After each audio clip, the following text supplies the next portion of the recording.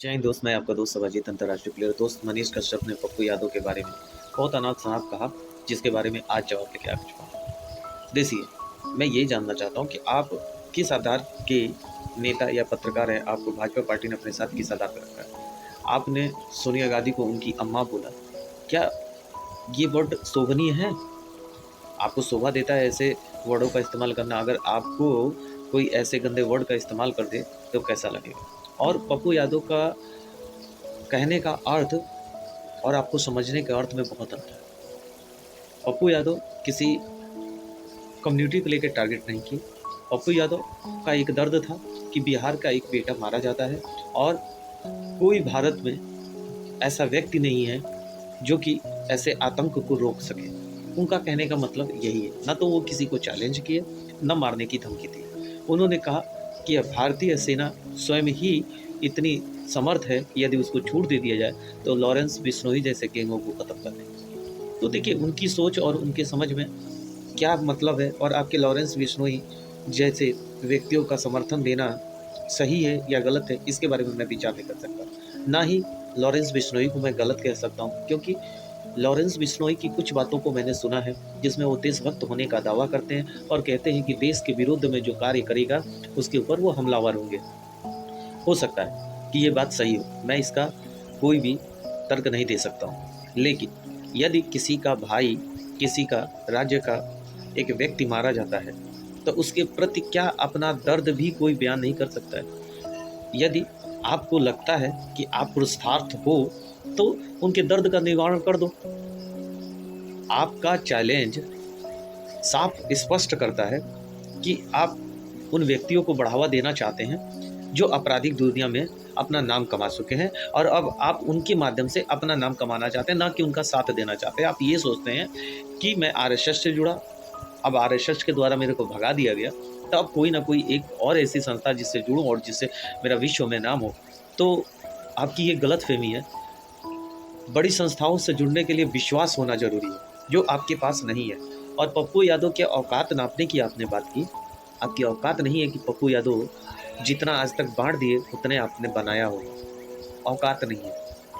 पप्पू यादव जिस लेवल के व्यक्ति हैं ना, जो उनकी सोच है ना, वहाँ तक पहुँच पाना भी आपके बस का नहीं है। पहले आप पत्रकारिता करके 2-4 रुपए कमा लेते थे, अब आपने अपने आप को यूट्यूबर घोषित करके सबके सामने अपनी असलियत को रख दिया है कि आप क्या हैं और क्या सोच है आपकी। केवल पैसे कमाने की सोच है। आपने इंजीनियरिंग किया, वहाँ भी आप सक्सेस रहे। आपको किसी ने भी, कोई भी कंपनी आपको अपने यहाँ आज तक नहीं रखी, जबकि आप यूट्यूब के माध्यम से भी प्रसिद्ध हुए, लेकिन तो भी उसके बावजूद भी कोई कंपनियाँ आपको अपने साथ रखने से इनकार कर दी। तो इसके मतलब आप अपनी पढ़ाई के बारे में जान लीजिए कि आपने केवल डिग्री हासिल किया है, एजुकेशन हासिल नहीं किया है। जो व्यक्ति को नाले की ऊंचाई क्यों होती है और क्यों किसी चीज़ को ऊंचे लेवल पर बनाया जाता है, इसके बारे में ही जानकारी नहीं है, तो वो इंजीनियर क्या हो सकता है? आप कहीं से छोटा सा वर्ड पढ़ के आ जाए और कहें कि नहीं, गिट्टी की ऊंचाई इतनी होनी चाहिए, उसकी मोटाई इतनी होनी चाहिए, इससे आप कोई पत्रकार नहीं बन जाएंगे, कोई इंजीनियर नहीं बन जाएंगे। रही पप्पू यादव की बात, पूर्णिया कोर्ट आप घुस के उनसे जवाब सवाल कर सकते हैं या उनके बारे में पूछ सकते हैं, तो वहाँ तक आपको पहुँचाएगा कौन? आपकी औकात नहीं है कि उनके सामने बैठ जाए। और उनको आपने 90 के दशक के बदमाश गुंडा कहा। आपको जानना पड़ेगा कि कभी भी उन्होंने गरीबों को नहीं सताया। आप जैसे ढोंगी व्यक्ति नहीं है। आपका त्रिपुरारी नाम है तो त्रिपुरारी ही रहिए। आप देश के गरीबों के हित में कोई कार्य नहीं किया, न कार्य कर पाएंगे। देश एक अपने स्थान पे अव्वल है और उसकी जो श्रेणी है वहाँ तक पहुँचने के लिए बड़ी मेहनत चाहिए। देश को आगे ले जाने के लिए बड़ी मेहनत चाहिए। आपने इंजीनियरिंग करने के बाद देश के लिए क्या कार्य किया है वो हमें बता दीजिए। आप इंजीनियर हैं, पेशेवर इंजीनियर माने जाते हैं, पढ़े लिखे इंजीनियर, तो उसके लिए आपने देश के प्रति क्या हितगर कार्य किए या क्या देश के प्रति अच्छा सोचा और क्या देश को विकास दे पाए और बिहार राज्य में रहते हुए बिहार के लिए क्या विकास दे पाए।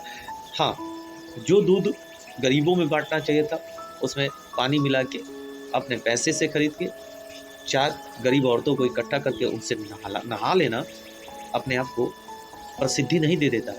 ये आपकी औकात को सीमित करता है। अगर आपको बहुत दूध से नहाने का शौक है तो यादव धर्म में काशीदास बाबा की पूजा होती है, गर्म दूध से नहाया जाता है। आप जाके वो नहा के दिखा दीजिए, अपने आप को मानते हैं तो। लेकिन आप पप्पू यादव जैसे महान व्यक्ति जो बिहार के लिए हमेशा कल्याण किया, बिहार की अच्छाई के लिए हमेशा आगे की ओर सोचा, प्रगति की बात की, गरीबों को ऊँचे उठाने की बात की, उसके प्रति अगर आप उँगली उठाने का प्रयास करेंगे और सोचेंगे कि नहीं अब हमारा यूट्यूब चैनल चल जाएगा, तो आप सोच लीजिए उसके कारण और आपका यूट्यूब चैनल डाउन हो रहा है।